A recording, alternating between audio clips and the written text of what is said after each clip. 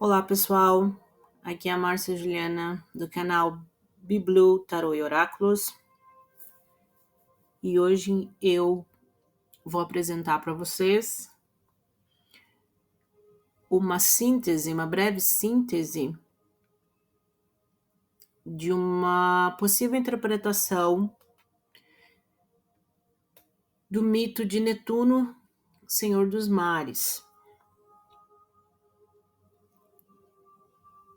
Eu retirei esse texto da obra, As Melhores Histórias da Mitologia, dos autores A.S. Fantini e Carmen Ciganfredo. E eles têm essa coletânea, volume 1, volume 2, que traz, então, muitos mitos da mitologia greco-romana e trazem de uma forma bastante sintética, bastante acessível, para leitura rápida. Então, os textos são bem curtos, então a gente consegue ter uma ideia do mito e ter um momento para uma interpretação, fazer uma análise, enfim. Acredito que para nós que estamos lidando com esse contexto do metafísico, do transcendente, por meio de um oráculo, do tarô, da espiritualidade, todos os recursos disponíveis, cada um com a sua especialidade, mas aqueles terapeutas ou conselheiros profissionais que têm uma afinidade com o psiquismo humano, o inconsciente, por meio da análise de mitos, por meio da análise do conteúdo psicológico, psicoterapêutico propriamente dito, a gente pode, obter muito mais conteúdo para leitura, E principalmente de conteúdos que são metafísicos, Porque esses textos eles foram originados no período da humanidade que os seres humanos eram muito mais puros, tinham uma composição física e espiritual muito mais elevada, que possibilitavam essa expansão da consciência, ou uma consciência já era expandida no sentido de ter essa inteligência de produzir textos que são, na verdade, grandes enigmas para essa realidade metafísica, uma realidade que não é, vista ou observada na ponta do iceberg, Mas sim representa essa profundidade do ser humano que é todo o resto que está abaixo do iceberg, da superfície da água, E hoje eu quero falar de Netuno, deus dos mares. Eu trouxe ele uma breve referência quando eu analisei o mito de Perseu e a cabeça da Medusa, mas agora eu me senti instigada a trazer Netuno, Porque Netuno é esse arquétipo, essa representação, de uma forma, de uma força psíquica, de uma energia psíquica, e não somente de uma energia psíquica que nós podemos nos conectar, mas de uma força da natureza, Uma enorme, tremenda força da natureza, que para nós é um Deus. Ou seja, qual é o ser humano que é capaz de dizer que o mar, a potência das águas nessa dimensão da Terra não é enorme, Não é abismal, não é imensa. É muito maior que um ser humano e perigosa, Porque os mares realmente não é o nosso habitat natural. É o habitat natural dos peixes e, enfim, animais marítimos, mas não do ser humano. A terra é o nosso habitat natural. E a gente tem que respeitar muito o mar, É extremamente importante no globo terrestre, mas a gente tem que respeitar. E essa representação dessa força da natureza, que é uma força extremamente enorme, que é um deus para nós, que é Netuno, também pode ser sentida e interpretada como esse mar interior, Ou seja, nós temos uma consciência, nós temos uma materialidade, que é a ponta do iceberg, e na nossa profundidade, da nossa existência, nós temos um mar de trevas, um mar que é o nosso próprio inconsciente, certo? Então, eu trago aqui a imagem do planeta, Porque eu trouxe aqui o Netuno como deus dos mares, a referência a essa força da natureza imensa que representa as águas de todo o nosso planeta. Mencionei a possibilidade de relacionar arquetipicamente Netuno com as forças psíquicas internas do inconsciente, e também a gente associa Netuno no âmbito da astrologia e da astronomia a um planeta, né? E eu acho ele um planeta muito bonito, esse azul, né? Ele é um planeta, assim, super bonito. Ele tem essa cor azul, e a cor azul tem tudo a ver com o mar. A cor azul tem a ver com o céu, a cor azul tem a ver com estados emocionais de calmaria também, entre outras possíveis interpretações em relação à cor azul. Mas eu trago então essa terceira visão, né? Ou seja, fisicamente o planeta Netuno existe na galáxia, né? Esse planeta fisicamente, astronomicamente, tem suas características típicas, né? Arquetipicamente, a gente vai relacionar no mundo da astrologia esse planeta também como uma força psíquica, né? Que nos traz e nos evidencia movimentos internos, externos, que vão influenciar a nossa vida, né? E aí a gente tem o deus romano, que é chamado de Netuno, ou seja, Netuno é a versão romana, né, desse deus. É como os romanos interpretaram essa força da natureza e atribuíram aí, né, historinhas para representar narrativas, né, para representar esse deus. Já na Grécia, no contexto da cultura grega, ele é nomeado como Poseidon, o Poseidon, né? O Poseidon, que é o deus dos mares também. Então, é o mesmo deus, é a mesma força da natureza e que tem esses nomes diferentes em relação à cultura específica de um dado povo, né? Então, eu decidi, pessoal, trazer aqui para vocês esse mito para me analisar um ponto, um aspecto interessante que eu gatilhei aqui nesse mito. Eu vou ler para vocês o mito, vou fazer algumas interferências se for necessário, e no final eu trago essa interpretação, que é uma possibilidade, né, em se tratando de interpretação de texto e de uma possível leitura conectando essa questão, principalmente do psiquismo humano, certo? Então vamos ao mito propriamente dito.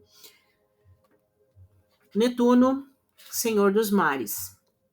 Netuno, após ter sido engolido por seu pai, Saturno, a exemplo de seus irmãos, foi um dia regurgitado depois que Júpiter obrigou o velho deus a ingerir uma beberagem mágica. Pronto, meu irmão, lhe disse Júpiter satisfeito, depois de ambos haverem derrotado Saturno e seu poderoso exército na famosa Guerra dos Titãs.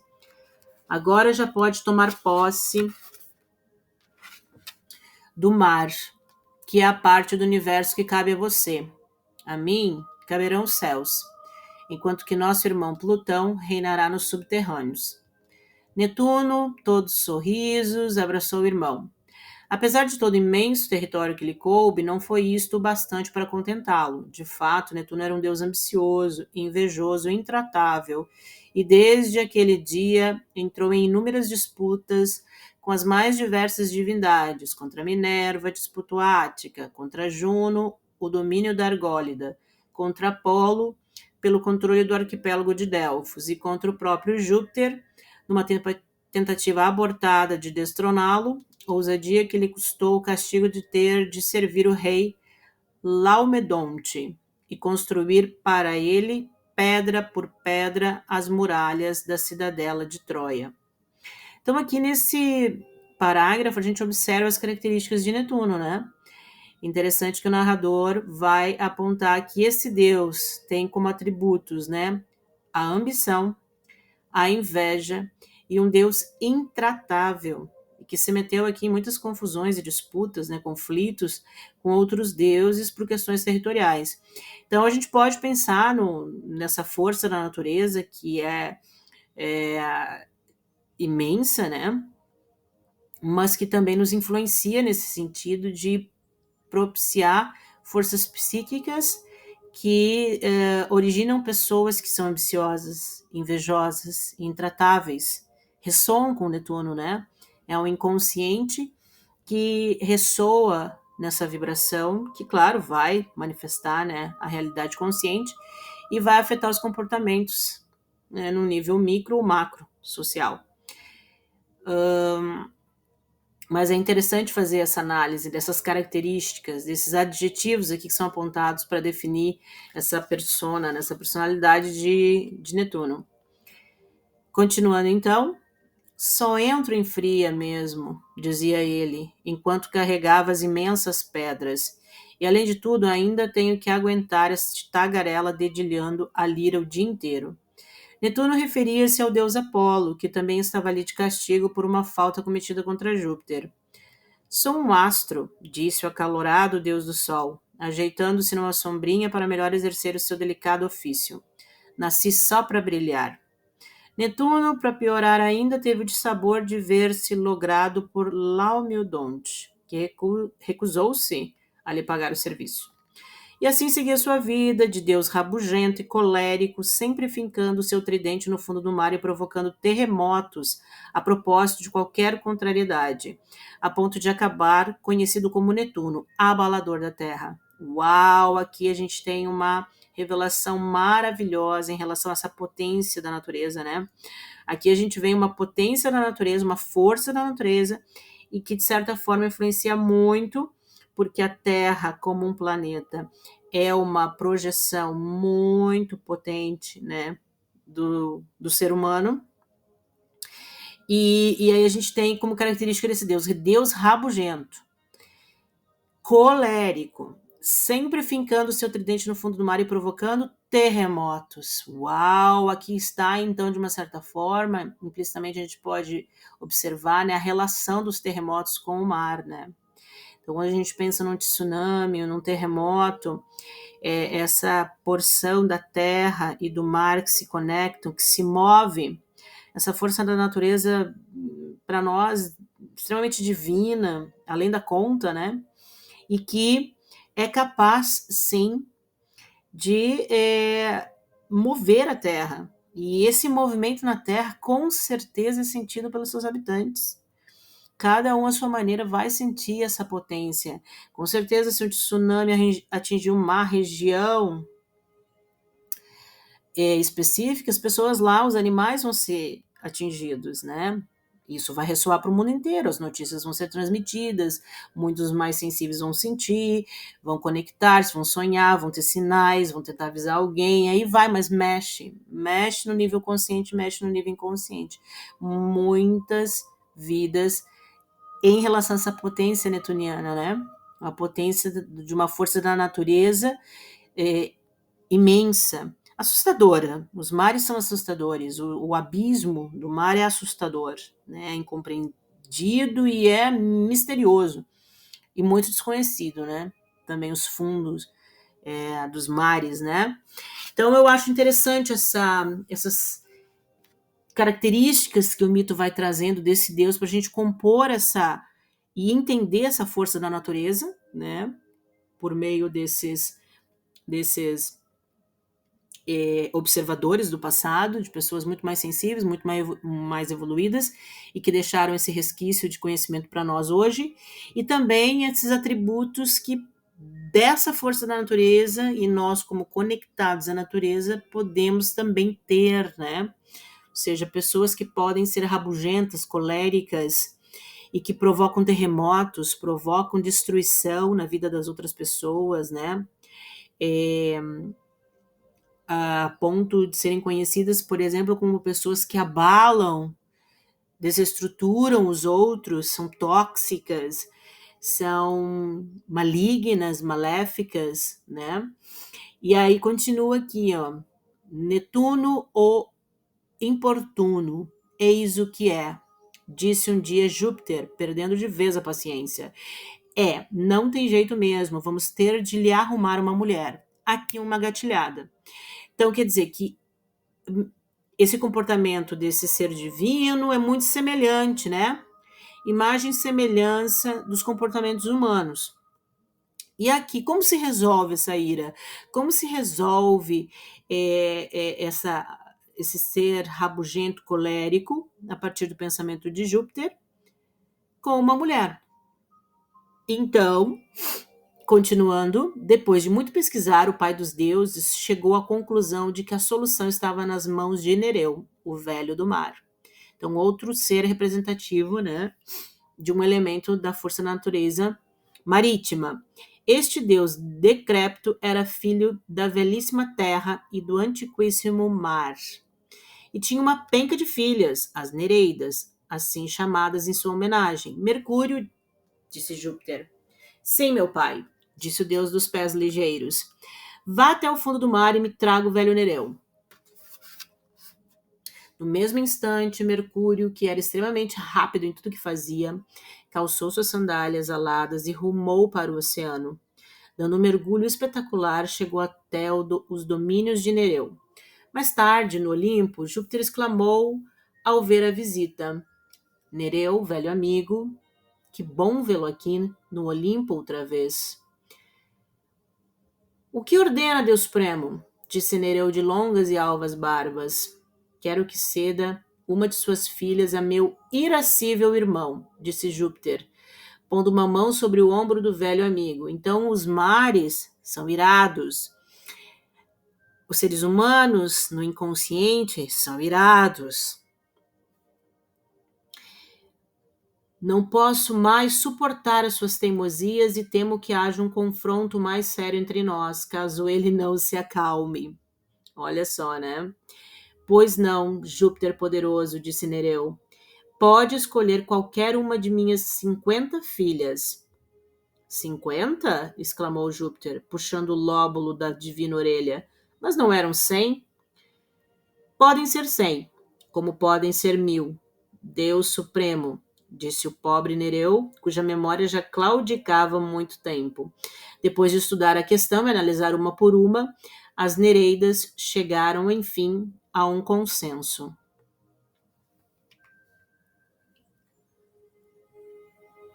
Anfitrite será esposa de Netuno, disse Júpiter jubiloso. Anfi quem? Disse o pobre Nereu. Esqueça, disse Júpiter, dando uma palmadinha na face enrugada do amigo. No mesmo dia, Júpiter comunicou a escolha ao mal-humorado irmão, que decidiu ainda assim conhecer a sua futura noiva.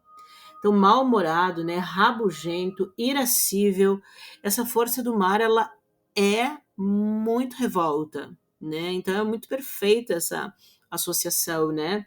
E Netuno está conectado a todos nós.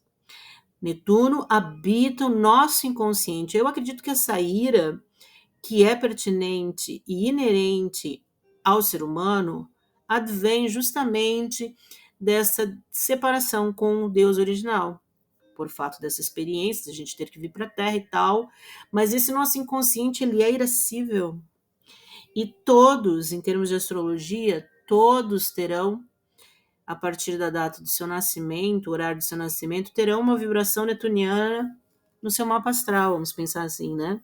Então essa ira, essa revolta, esse inconsciente incontrolável, incomodativo, como o inconsciente incomoda, né? Seja lá qual casa do teu mapa astral, esse Netuno vai estar lá incomodando. Porque ele precisa ser apaziguado, ele precisa amar, né? Porque Netuno ele vai conseguir se acalmar, de acordo com o mito, com a presença de uma mulher aqui, que é o plano inicial de Júpiter, né? Para acalmar a ira, os conflitos, enfim, estava temendo uma briga maior aí com Júpiter, né? E então precisa esse Deus que tem uma representação masculina, que é uma coisa que eu vou trazer também, né, de interpretação no final. Então é um Deus masculino, uma força da natureza masculina, representativa de um masculino, né? Mas a gente sabe que a força da natureza em si, ela não é masculina, né? O Deus, na representação arquetípica que a gente definiu, ok, masculino, mas a natureza, a força da natureza é uma potência, sim, né? Uma potência ativa, irascível, revoltosa, mas a gente não pode dizer que a natureza, né, essa força divina, seja de fato masculina, a gente não sabe, mas a gente pode atribuir esse lado yang, esse lado irascível, dessas emoções iradas, revoltosas, anarquistas, perturbadoras do ser humano, né? Há uma força psíquica mais masculina, porque o feminino é mais passivo, mais intuitivo, mais calmo, mas claro que isso meio que também se simbiotiza um pouco, né, quando a gente fala de masculino e feminino, mas, enfim, neste momento a gente pode pensar que esse Netuno, né, ele vibra muito com essa potência masculina. Vamos continuar aqui, parei. Vou voltar um pouquinho, né? Parei aqui, eu acho, né? Esqueça, disse Júpiter, dando uma palmadinha na face enrugada do amigo. No mesmo dia, Júpiter comunicou a escolha ao mal-humorado irmão, que decidiu ainda assim conhecer a sua futura noiva. Vá com calma, disse Júpiter. As filhas de Nereu costumam ter o senso de independência muito pronunciado. Aqui vem o feminino, ó. As filhas de Nereu costumam ter o senso de independência muito pronunciado, ou seja, vai com calma, não vai com essa tua ira toda, com essa tua força toda para cima das Nereidas, porque elas são independentes e íntegras. Mas Netuno, que tinha o senso de prepotência, olha só que cara que tem esse deus marítimo. Prepotência também, olha que adjetivo. Ainda mais pronunciado, não se intimidou. Onde posso vir encontrá-la? Disse, já se ajeitando. Ela está na ilha de Naxos, junto com suas irmãs, disse Júpiter. Netuno confiante partiu de seu palácio azulado no fundo do mar em direção a Naxos, conduzindo seu carro puxado por golfinhos. Aqui também, né, uma relação a gente pode fazer com a carta do carro, né? Ou seja, um deus conduzido por golfinhos, né? Dá para fazer uma analogia aí. E o palácio azulado, né? Netuno, o planeta é azul, então tem uma conexão. Fazia um lindo dia de sol quando chegou às margens pedregosas da ilha, de fato, por cima dos grandes rochedos franjados pelas espumas do mar. Lá estavam as encantadoras filhas de Nereu, algumas deitadas, descansando, enquanto outras, mais animadas, executavam os passos de uma movimentada dança. De vez em quando, uma delas, estirando sua longa cauda recoberta de escamas douradas, dava um mergulho repentino nas águas verdes do arquipélago. Um grande borrifo verde erguia-se, então, como se elas lançassem lá do fundo um imenso punhado de esmeraldas que subiam faiscando em todas as direções. Netuno, boquiaberto, pasmava para aquela cena paradisíaca. Verdadeiramente encantadoras, exclamou o excitado Deus, tratando em seguida de sentar-se ligeiro em seu carro. De repente, escutou a voz de uma das Nereidas. Ei, Anfitrite, venha juntar-se a nós, sua boba. Os olhos de Netuno voltaram-se para uma grande pedra isolada que estava situada mais para dentro do mar. A pedra tinha o formato de um leito, magnífico trabalho de polimento operado pelas perfeccionistas ondas, que durante séculos, com toda calma, a haviam polido até dar-lhe aquela conformação ideal. Em cima daquele leito solitário da cor do chumbo estava estendida a divina Anfitrite. Era uma das poucas Nereidas a ter os cabelos negríssimos da cor da noite, enquanto que as escamas de sua longa cauda tinham uma brilhante cor prateada, matizada por maravilhosos reflexos azulados e cor-de-rosa, que se alternavam ao menor movimento. Com as costas coladas à pedra, Anfitrite dos cabelos negros tinha a face voltada para o alto. Aqui interessante, né? Ela está num momento contemplativo, um momento dela, de sua integridade, sua independência. Está sendo observada por Netuno, mas ela tem a face voltada para o alto, né? Isso me lembra Salmos 121, de onde virá o meu socorro, Senhor? Vou ter que fazer uma pausa porque vou ter que recuperar isso aqui, pessoal. Recuperar esse versículo, combina muito com esse momento. Achei aqui, ó, os Salmos 121. Levantarei os meus olhos para os montes, de onde vem o meu socorro? O meu socorro vem do Senhor que fez o céu e a terra. Não deixará vacilar o teu pé, aquele que te guarda não tosquenejará. Eis que não tosquenejará nem dormirá o guarda de Israel. O Senhor é quem te guarda. O Senhor é a tua sombra à tua direita. O sol não te molestará de dia, nem a lua de noite. O Senhor te guardará de todo mal, guardará a tua alma. O Senhor guardará a tua entrada e a tua saída desde agora e para sempre. Então, esse Salmos 121 é muito interessante porque é nesse momento, né, de contemplação, de conexão com o alto, com um Deus, que esse Deus aqui, né, que está com esse título de Senhor, que não tem o seu nome explicitado aqui no texto bíblico, né, mas ele fez o céu e ele fez a terra, ele, em Gênesis, fez os mares, então é como se ele fizesse Netuno, né? Ele fez essa força da natureza de Netuno, ele dominava as águas primordiais, ele dominava, né, as águas planetárias. E ele também fez o Sol, ele também fez a Lua, ele fez o planeta Netuno, né? Então esse Deus aqui é de uma dimensão um pouco maior, representa alguém maior que essas forças da natureza representadas, ou as forças da natureza humana e as forças da natureza planetária, que são representadas pela mitologia grega, né? E aqui quando a Anfitrite ela tinha a face voltada para o alto, ela está aqui nesse momento, né, solitária, olha só, e ela está num momento contemplativo, acredito que ela está lá, né, naquela vibe marítima, aquele momento de reflexão, aquela energia maravilhosa do mar e da natureza, e ela com essa face voltada para o alto. E essa face voltada para o alto também relaciona com a carta louco do tarô, né, que quando a gente inicia aquela jornada dessa viagem interior, dessa jornada do herói, da heroína, né?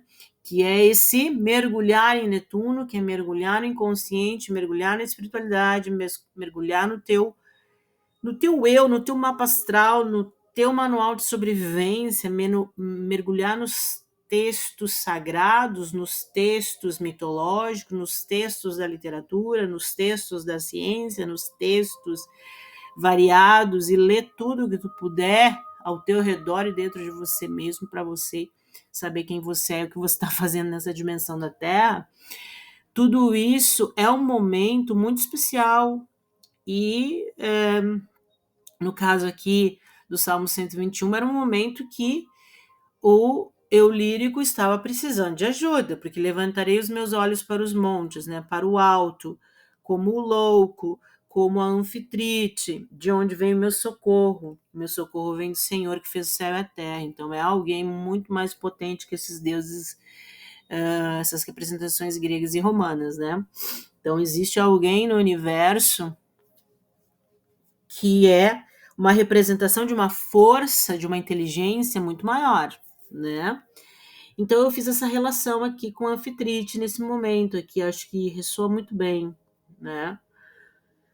E aí, continuando, Anfitrite, dos cabelos negros, tinha a face voltada para o alto, seu braço direito caído sobre o rosto protegia seus olhos dos raios fortes do sol, enquanto os peitos firmes apontavam para o céu. Então aqui tem essa descrição desse momento, né, em que Anfitrite é vista pela primeira vez por Netuno, né?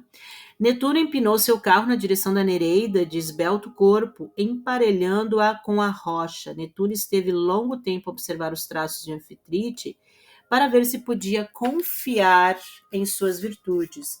Olha só, Netuno esteve longo tempo a observar os traços de Anfitrite. Ele ficou muito tempo observando ela para ver se podia confiar em suas virtudes. Então ele tinha um perfil irascível, uma pessoa realmente muito conflituosa e ainda tinha esse receio de confiar na anfitrite, né? E achava que por longo observá-la, nesse período para ele aqui, que ele ia conseguir observar as suas virtudes, dessa contemplação, né? E aqui, então, aqui a gente vê bem uma característica mais humana, né? Porque realmente pensar numa força da natureza como o mar, aqui é uma personificação, né? Claro que é uma personificação. Então a gente consegue entender dessa maneira, né? Porque um Deus, com certeza, uma força da natureza como o mar, conseguiria nos ler de uma maneira um pouquinho mais significativa, né? Mas a ninfa adorável permanecia com o rosto quase completamente oculto pelo braço. O deus dos mares, na verdade, só podia observar direito o nariz perfeitamente aquilino de Anfitrite e sua boca úmida e carnuda, maravilhosamente desenhada para o beijo. Que mulher, pensou Netuno, quase apaixonado. Se tais são seus lábios e seu nariz, como não haverão de ser seus divinos olhos? Um arfar mais indiscreto do deus, contudo, despertou a atenção da formosa Anfitrite. Seu braço caiu e as pestanas de longos cílios recurvos ergueram-se piscantes, e foi então como se duas estrelas houvessem se descortinado. Divina e encantadora Anfitrite, disse a voz rouca ao seu lado, a partir de hoje será minha divina esposa, e a você caberá a honra de ser para sempre o repositório sagrado de meu divino sêmen. Anfitrite, assustada ao enxergar a seu lado aquele homem espadaúdo, de longos cabelos recobertos de mariscos e uma barba hirsuta tostada pelo sol, a lhe dizer tais disparates, deu um ágil mergulho para dentro da água. Netuno ainda conseguiu agarrar um pedaço de sua cauda, mas as escamas lisas escorreram por entre seus dedos, até surgir a grande, quase transparente barbatana, leve e fremente como um leque, que lhe deu uma bofetada antes de desaparecer nas ondas. Aqui, esse primeiro contato deles é muito personificado dessas duas forças do inconsciente, tanto a feminina quanto a masculina, né? Para onde foi? Bradou o deus desesperado. E desde aquele dia, Netuno perdeu a Anfitrite de vista. Percorreu todos os mares, foi 1000 vezes ao palácio de Nereu, nas profundezas do mar, mas ninguém sabia dizer onde ela estava.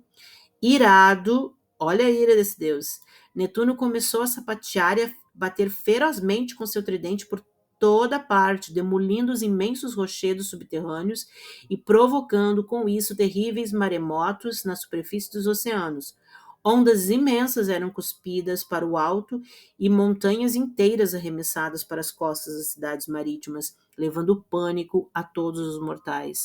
Olha só, né? Que interessante essa relação dessa personificação da ira de um Deus, como também uma projeção, poderíamos dizer assim, de uma ira humana, e que, num rebote, nos provoca muito pânico, porque a natureza responde de uma maneira extremamente violenta.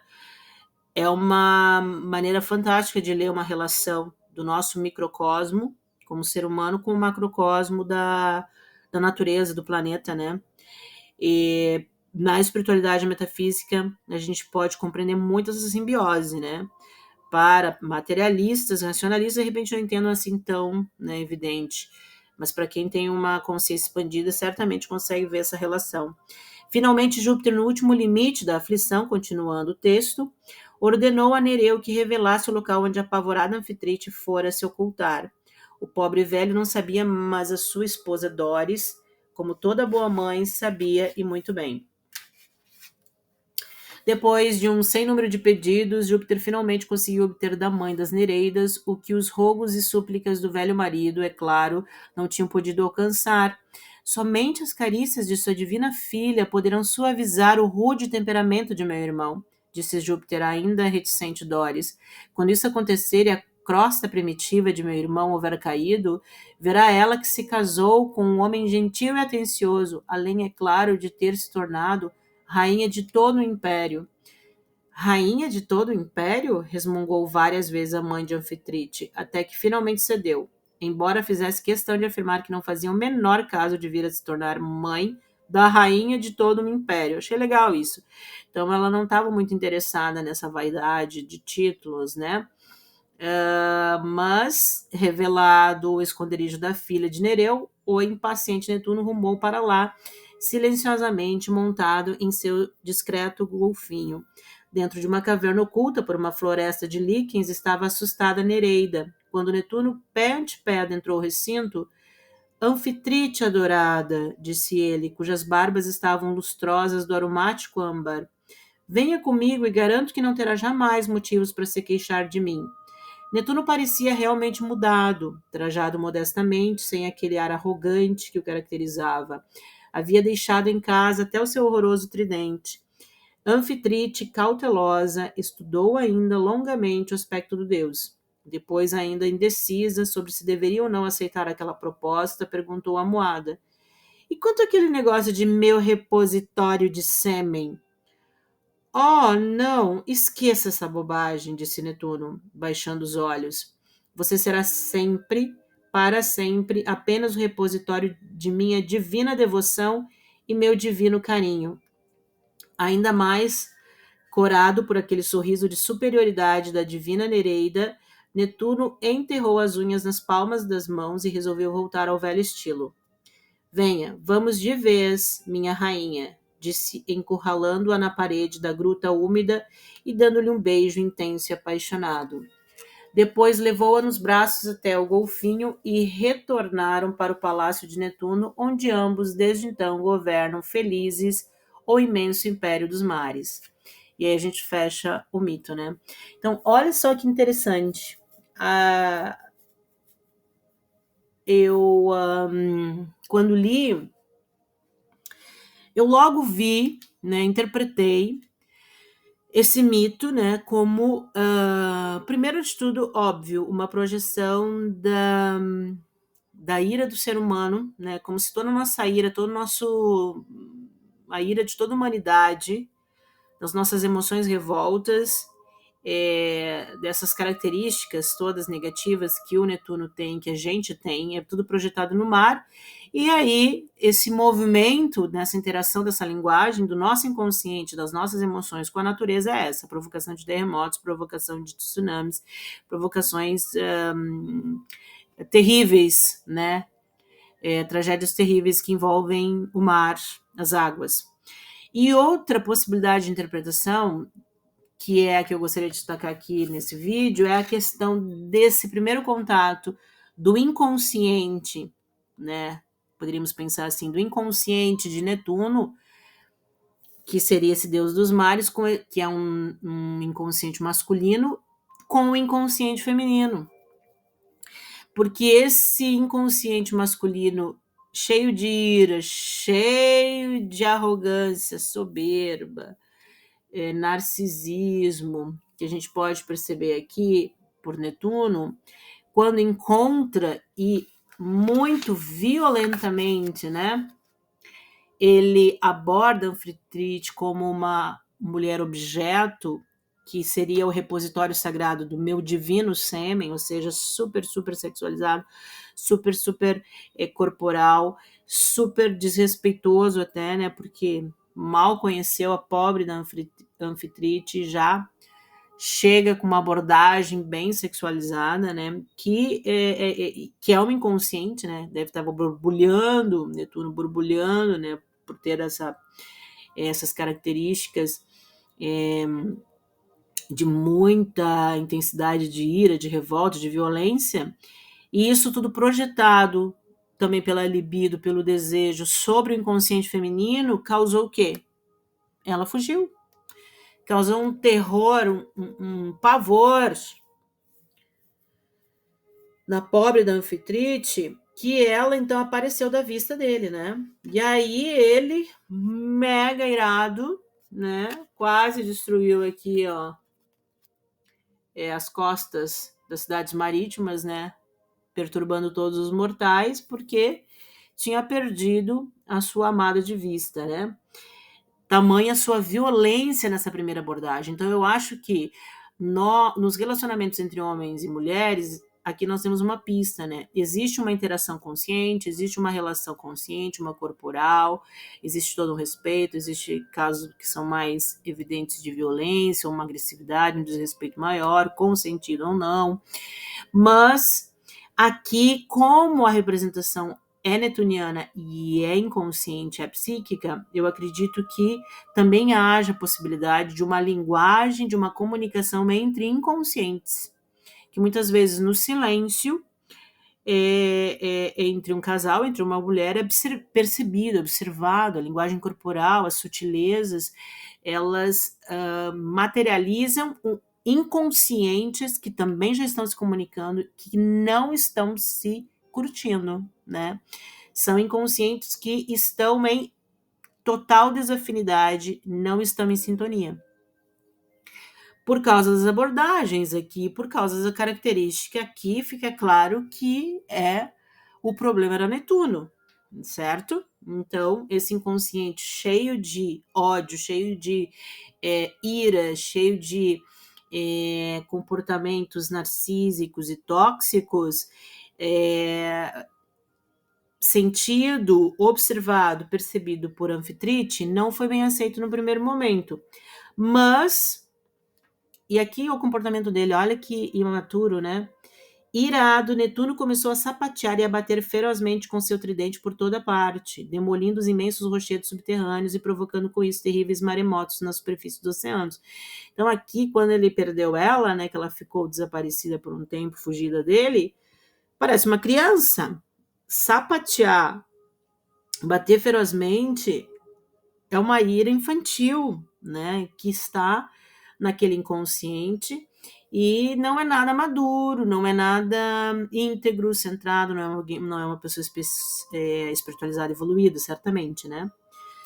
E aí ele contou aí com a ajuda do irmão, né, da mãe da Anfitrite, que aí sim, né, nesse segundo momento, daí para fechar aqui já coloco esse slide aqui para vocês que eu estou interpretando e trazendo a ideia para vocês, é de que Netuno e Anfitrite, né, vão ter esse encontro, que é o encontro do masculino e feminino, do masculino e feminino na materialidade, do masculino e feminino na linguagem da inconsciência, ou seja, como a gente tem, sim, uma linguagem consciente que é não decodificada, é enigmática para a maioria das pessoas, mas para quem já tem uma sensibilidade, já está no caminho da espiritualidade, já trabalha com oráculos, com a linguagem do simbólico e com a linguagem psíquica, a gente já consegue perceber que também por experiências próprias e também por observação dos outros, a gente consegue perceber, ou interação com outros, a gente consegue perceber que há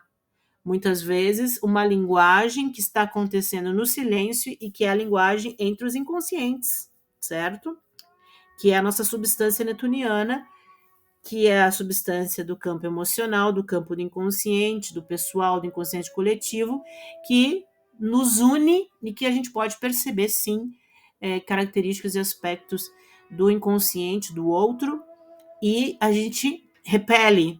Dependendo da desafinidade, a gente repele, porque a gente sente que o que tem dentro do outro não é algo legal que se afiniza ao que tem dentro de você, certo?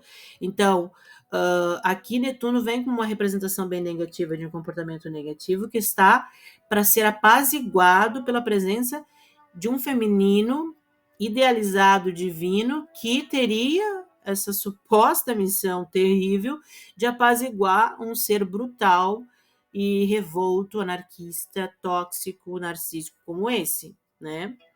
E nesse caso aqui é possível, então há uma esperança, né? Quer dizer que normalmente a gente não pensaria isso, mas pela mitologia aqui o resultado foi feliz, afinal de contas, quando Anfitrite diz, né, encontra ele, e ele já, Netuno parecia realmente mudado, ou seja, ele teve que dar um reset, né, ele teve que mudar um pouquinho, trajado modestamente, sem aquele ar arrogante que o caracterizava, havia deixado em casa até o seu horroroso tridente, então estava até desarmado, graças a Deus, senão seria um caos, né.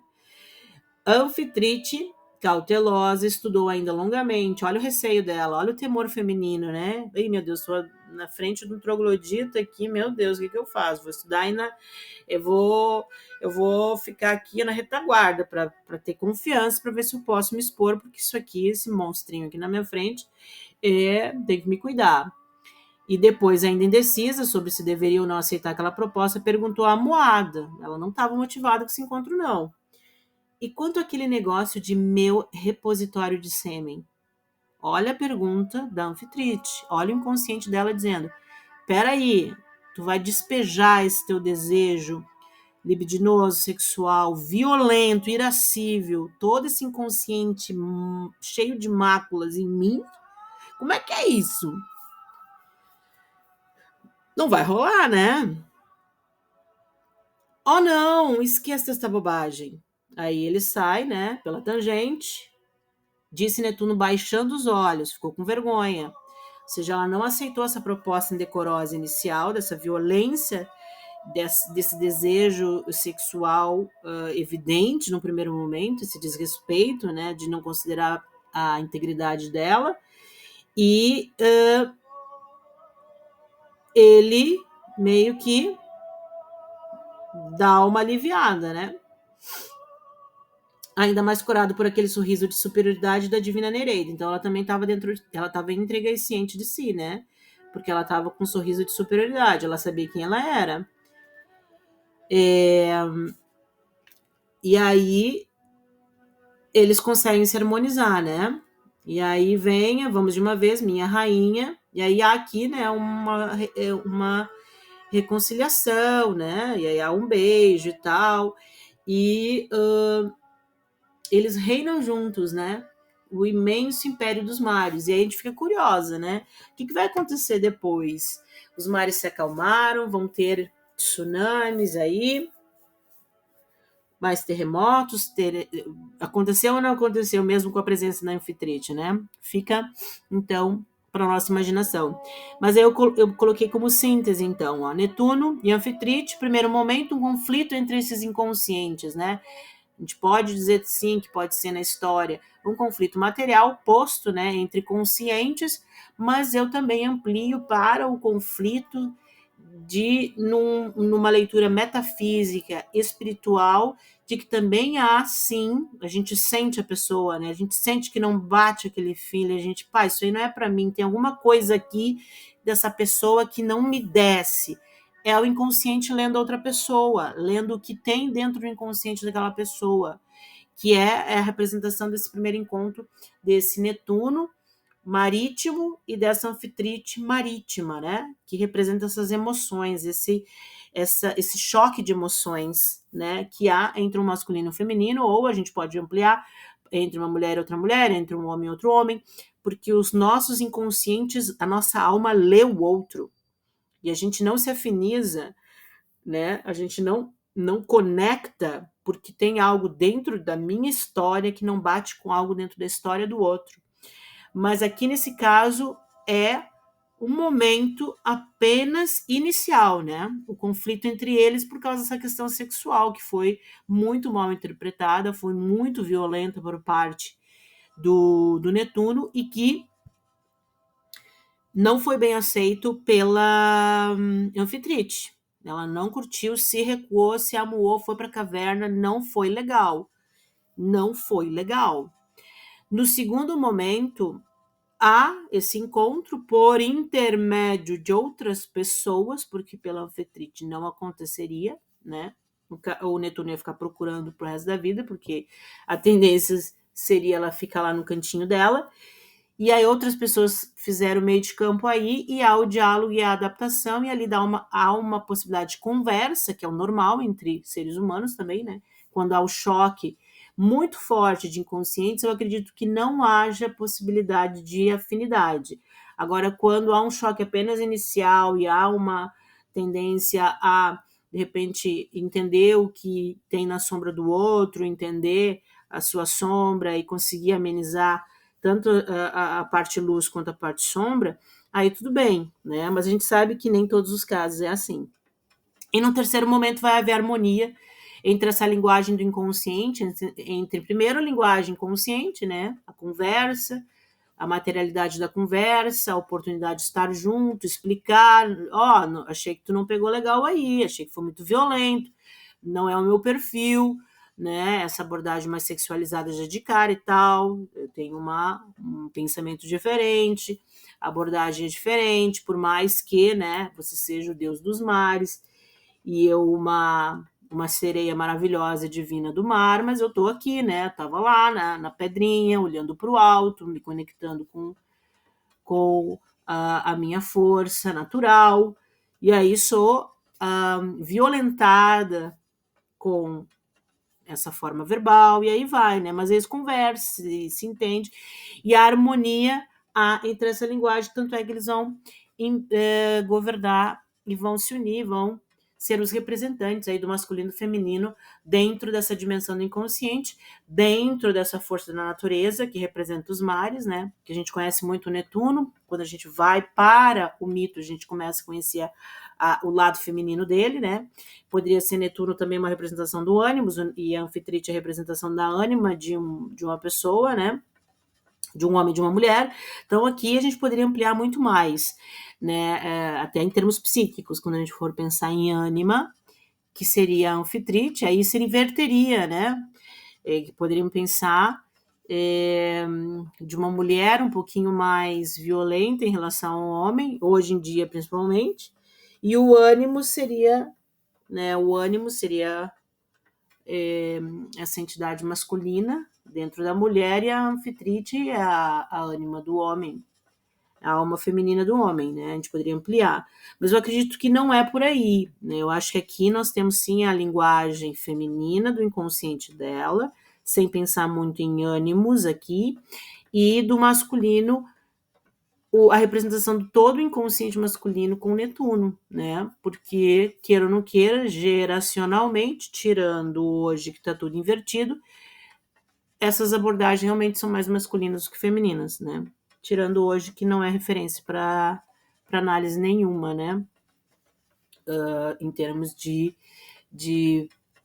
representação de um mito, né? Então teríamos que ter os mitos de hoje com as perversões, com as inversões, com todos esses valores descambantes da sociedade atual para ter uma mitologia para fazer essa análise. E como antes eram pessoas mais orgânicas, mais puras e tinham outra percepção, né? E isso veio durante séculos e eras e gerações e que agora, ultimamente, está se perdendo.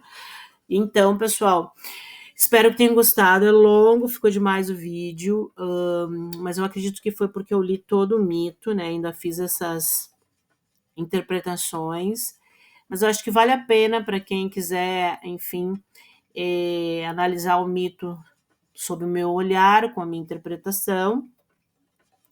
E aí espero que nos comentários vocês troquem figurinhas.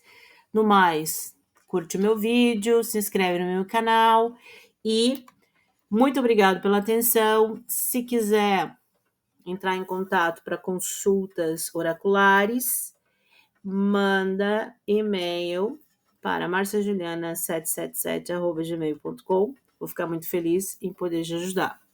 Abraço e vou trazer mais mitos para a gente analisar. Bora!